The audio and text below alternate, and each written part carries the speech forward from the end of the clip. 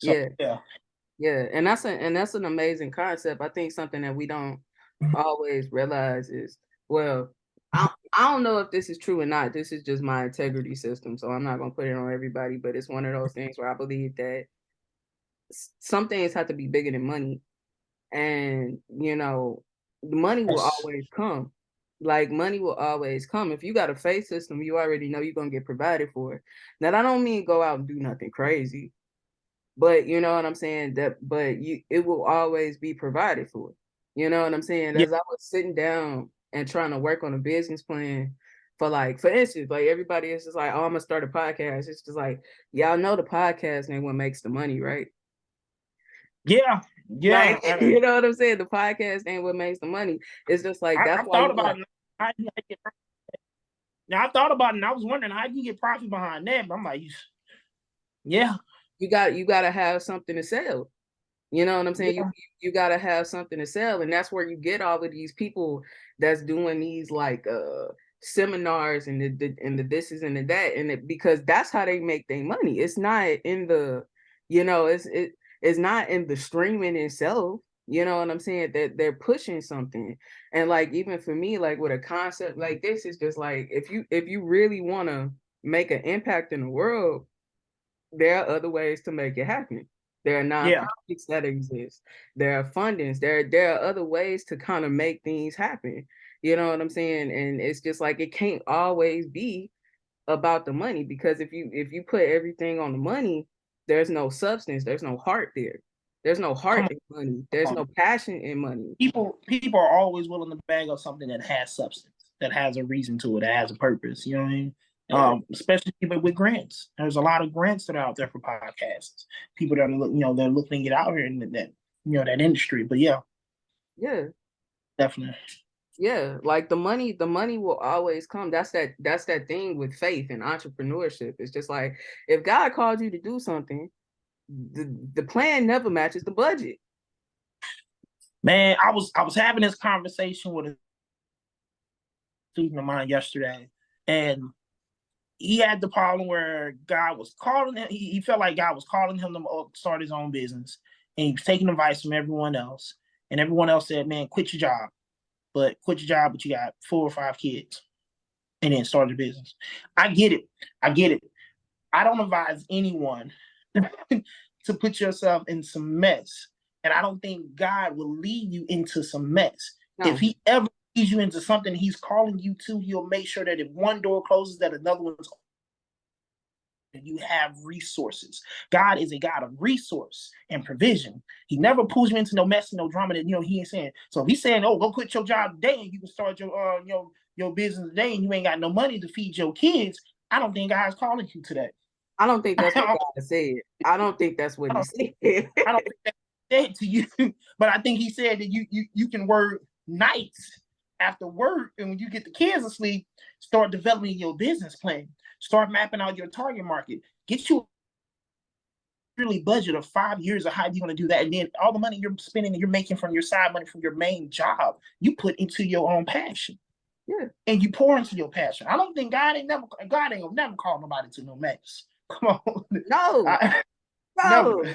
It's like, you got to never. understand, when you listen to people and when you listen to the God, because it's a Come difference. on, oh, come on, Now, come for on. real, because Yeah, do y'all know how many times, like, I've been doing this podcast for 2 years. You know how many times I prayed, and I'm just like, God, come on, bro, why I'm still here? yeah, Why am I yeah, still here? But the reason why I'm still here is because I'm not ready for, he's leading me there, right? yeah, He's leading me there, but I have to go through a process first. You know what I'm saying? I have to build the network. I got to do the this. I got to do the that. We got to get there. You know what I'm saying? I got to learn patience. I got to learn preparation. I got to learn how to be a better leader, be more confident in my networking abilities. It's a process that I got to go through. And that's why I'm sitting at this job. yeah, So me sitting at this job and doing this and being frustrated, the frustration is the fuel to keep going. And then yeah, and then it's giving me the ability to still pay my bills and do this and give this the money to do this and whatever. And it's teaching me patience and how to trust the process, because even when you get that business, there are going to be times where you have to be patient and see the bigger picture. And that's what it's about. God ain't never going to call you to nothing crazy. He's never going to give you nothing that you're not ready for.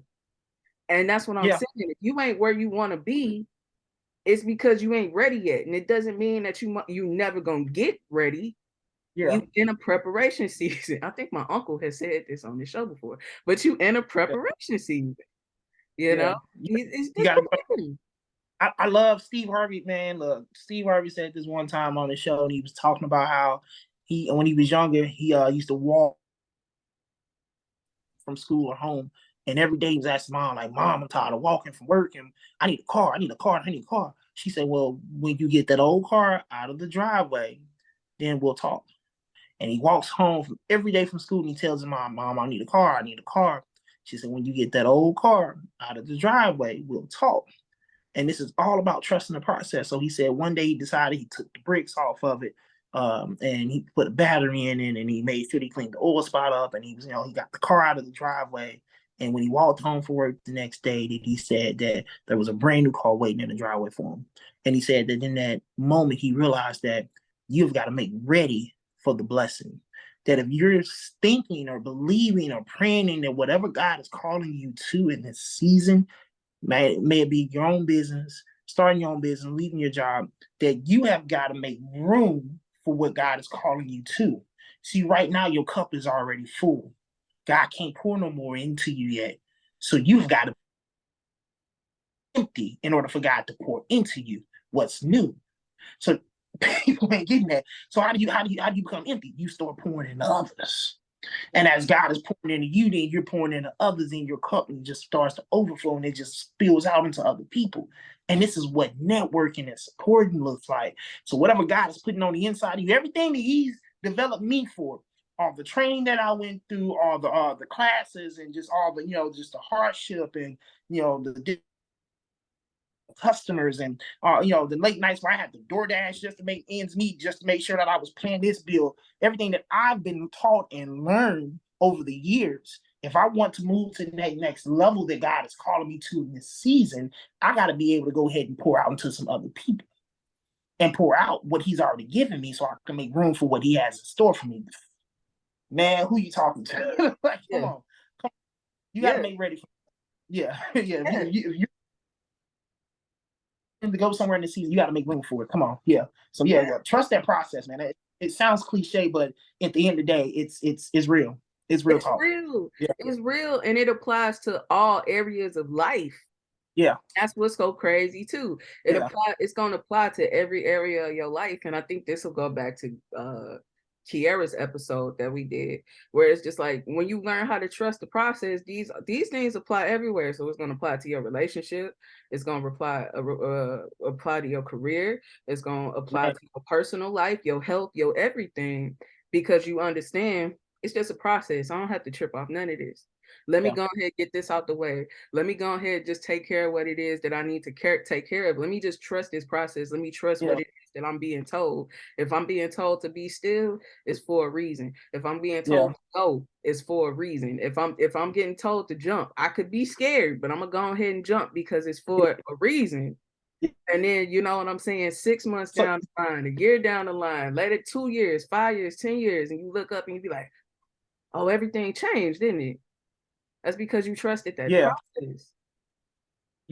So the next time you're faced with a challenge or conflict, you got to remember, man, like, oh, God got something in store for me.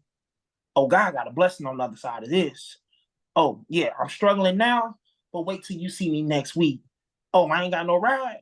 But then you wait till a year from now when I'm picking other people up, taking them to work. You might be struggling just temporarily, but when you see what God has on the other side of the hill for you, see, the Bible says, well, I look to the hills from which come my help. So if you just wait just a little bit longer and hold on just a little bit longer, and you just wait, because pain is only temporary. Suffering is only temporary. It don't last always. But if you just hold on out and just realize that what you're going through now is only preparing you for your better and your greater.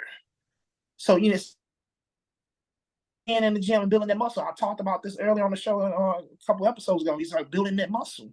You got to have restraint. You got to meet some force, and you got to meet some So I gotta meet something, you know, some tension. And all that tension that I'm meeting in my life against all these struggles, these obstacles. Some nights you might not eat, some nights you not even have a ride to work. Some nights you might feel alone and ain't nobody gonna be talking to you or in your corner or supporting you. Some nights there'll be times where your lights might be cut off and you're drinking from the faucet and then you're actually boiling your water to go ahead and heat your water because you ain't paid your water bill.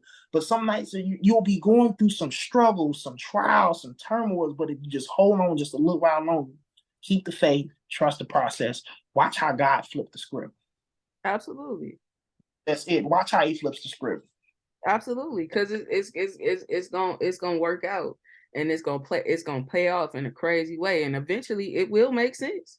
Yeah. Even if it don't make sense today, Yeah.